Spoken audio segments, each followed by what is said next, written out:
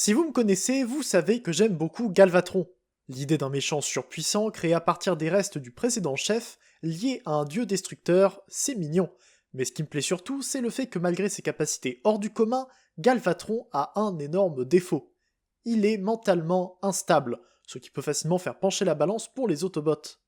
Sans ça, il aurait été un adversaire potentiellement invincible, ou tout autant que peut l'être un méchant de dessin animé des années 80. J'ai déjà parlé pas mal du personnage, avec beaucoup de reviews sur lui. En fait, je pensais en avoir parlé un peu plus souvent. Depuis que j'ai commencé les reviews scriptées il y a 5 ans, j'ai fait seulement 5 vidéos sur lui, en comptant la version Age of Extinction. En tout cas, maintenant que je me tourne vers une échelle précise de produits tiers, il me fallait un Galvatron. Et grâce à New Age, c'est chose faite. Galvatron New Age, qu'ils ont appelé Darius, n'est pas nouveau. Darius est sorti il y a quelques années déjà, mais il a eu droit à un repaint très récemment. C'est ça qui est bien chez New Age, si on rate quelque chose, on est quasiment sûr de le voir être réédité plus tard. Bien sûr, c'est plutôt la version cartoon qui sera rééditée, mais ça veut dire qu'on peut arriver maintenant dans la collection et ne pas avoir trop de problèmes pour chercher les New Age qui ont déjà été faits. Il suffit d'attendre un peu. Galvatron nous arrive dans une belle boîte qui me permet de commenter un peu le style des boîtes New Age. Ils n'ont pas de ligne précise, pas de style immuable qui assure que c'est du New Age. Toutes les boîtes sont travaillées pour être uniques, avec un style qui rappelle le jouet dedans. J'avoue que celle de Galvatron me plaît pas trop, mais si je parle des autres boîtes que j'ai, j'aurai de quoi critiquer en bien. Bien sûr, dans la boîte, on retrouve le mode canon à chenilles de Galvatron G1, et à première vue, c'est pas génial. Les bras sont bien censés être sur les côtés, mais avec les mains entièrement visibles, c'est pas optimal. Avec l'arrière un peu trop épais, il donne un style qui plaira pas forcément, mais j'aime quand même les détails. La partie grise du canon me plaît beaucoup par exemple. C'est fin, c'est super propre, et ça fait New Age à fond. C'est encore mieux quand on sait comment tout se forme. Presque tout l'avant se fabrique à partir de pas mal de pièces mobiles différentes, ce qui a de quoi impressionner. Alors bien sûr, ça compense pas les mains, qui sont pas forcément meilleures quand on les enlève d'ailleurs. Mais au moins, on n'a pas un résultat comme ça à partir d'une transformation en 2 étapes. À l'arrière, on a aussi les pieds, bien visibles vers l'extérieur, mais il est censé avoir aussi des pièces ici, et ils ont décidé d'en faire les pieds. En main, ça s'oublie un peu, mais on dirait quand même qu'ils ont pas su où ranger ces pièces.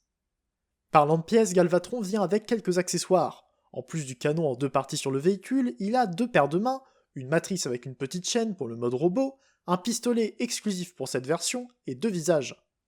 Les visages sont petits, donc attention à ne pas les perdre. J'aurais aimé le comparer avec la version Kingdom, ou même Studio Series 86, qui est nettement plus grande, mais je l'ai pas avec moi en ce moment. Mais une chose que je peux dire, c'est que le Kingdom est pas forcément moins bon, puisqu'au moins ses mains sont rangées et le mode alternatif paraît un peu plus cohérent. Pour un prix équivalent, la comparaison se tient.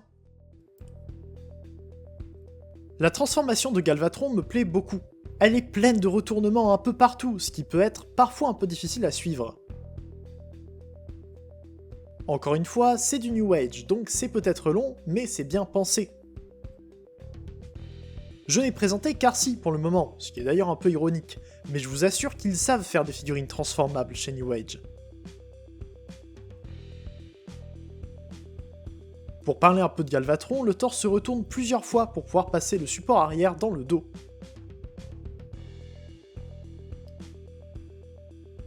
La tête se retourne aussi avec les bras pour pouvoir la placer du bon côté, et la partie violette du dessus du canon devient l'intérieur de l'abdomen.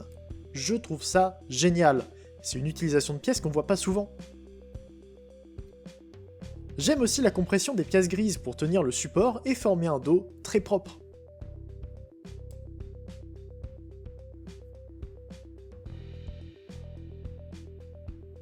Pour les jambes, c'est un simple étirement après ouverture du mollet, un peu comme des Combiner Wars mais avec plus d'étapes et une jolie compression des panneaux pour donner des jambes assez fines.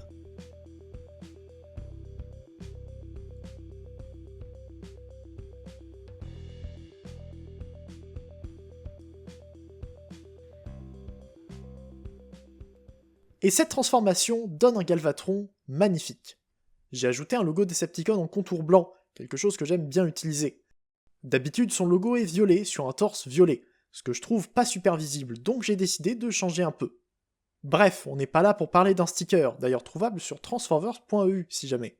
Galvatron est très beau, avec de belles couleurs et d'excellentes proportions. Je ne l'ai pas évoqué pour cette review, mais comme tous les New Age, il est couvert de peinture, et il a du métal. ce qui lui donne une sensation de qualité, sauf si on le prend en main. Vous voyez Decibel dont j'ai parlé la semaine dernière? Galvatron sera pareil, c'est un superbe robot qui souffre de défauts ridicules, mais très gênants. Non, parce que la peinture brillante et le métal dans les pieds et les genoux, c'est bien, mais s'il est trop lâche, ça ne sert à rien. Je commence avec ça parce que c'est le pire. Les articulations sont bonnes, mais il n'est pas assez solide à certains endroits critiques.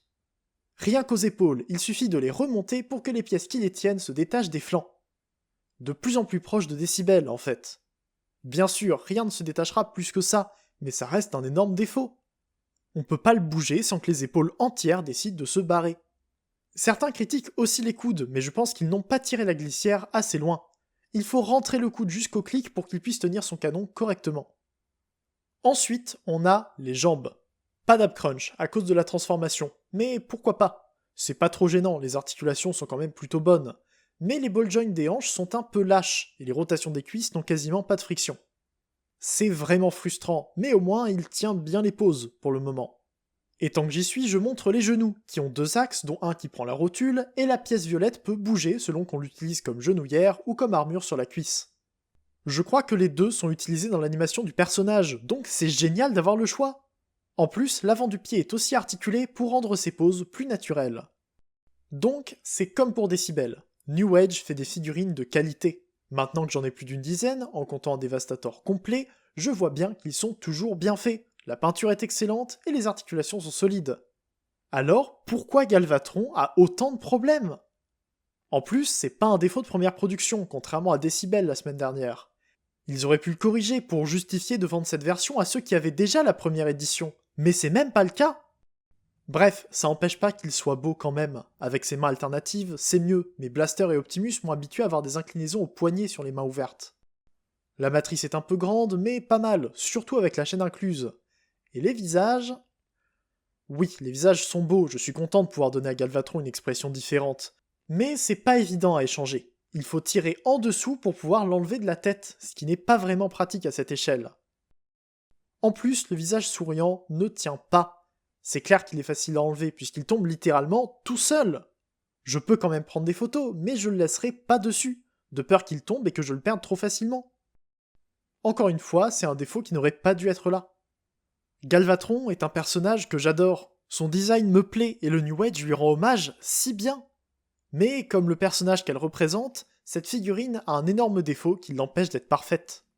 Quand je le compare au modèle d'animation qu'il veut reproduire, Darius New Age montre le travail qu'il y a eu derrière. Il est super propre, il est grand et fin, il est élancé et plein de prestance. Mais les articulations lâches et les pièces qui ne tiennent pas ne lui donnent pas la qualité attendue pour un Legends à 55€. Oui, il n'est qu'à quelques euros de la version Studio Series 86, mais à en croire la qualité du Kingdom, le studio vaut plus son prix que le New Age. Le métal, c'est bien beau, mais ça sauve pas une figurine trop lâche. Vous l'avez bien entendu pendant la review, je suis un fan de New Age. J'adore ce qu'ils proposent et j'ai été comblé par mon achat récent de leurs Conheads. Je suis pas prêt de m'arrêter d'acheter chez eux. Mais si j'avais commencé avec lui, j'aurais probablement pas continué, parce que je les aurais trouvés beaucoup trop chers pour ce que c'est. C'est dommage, parce que j'ai parlé plus longtemps de ses défauts que de ses qualités. Mais si je veux être honnête dans cette review, je me dois de vous mettre en garde. Les produits tiers peuvent eux aussi avoir des problèmes inattendus. Je pense ne plus rien avoir ajouté au sujet de Darius New Age. Je m'amuse quand même avec lui, surtout pour le transformer. C'est pas le meilleur de mes New Age, mais je suis quand même content de l'avoir. Si ma review ne vous a pas déçu, Galvatron est disponible sur Shozy Store, et le lien est en description. Comme je vous l'ai dit, c'est 55€, donc c'est à vos risques et périls. Mais si vous souhaitez vous le prendre, ou prendre n'importe quoi d'autre sur le site, vous pouvez utiliser mon code LDROptimus dans l'encart de Code Reviewer pour me soutenir. Grâce à vous, et aussi à ces reviews, je peux vous proposer plus de contenu dans ce style. Merci à vous. Comme d'habitude, je vous remercie d'être resté jusqu'au bout. J'attends vos retours en commentaire et je vous invite à vous abonner pour ne pas louper une future review. On se retrouve bientôt pour une prochaine vidéo, c'était Hilder, fin fort jour et salut.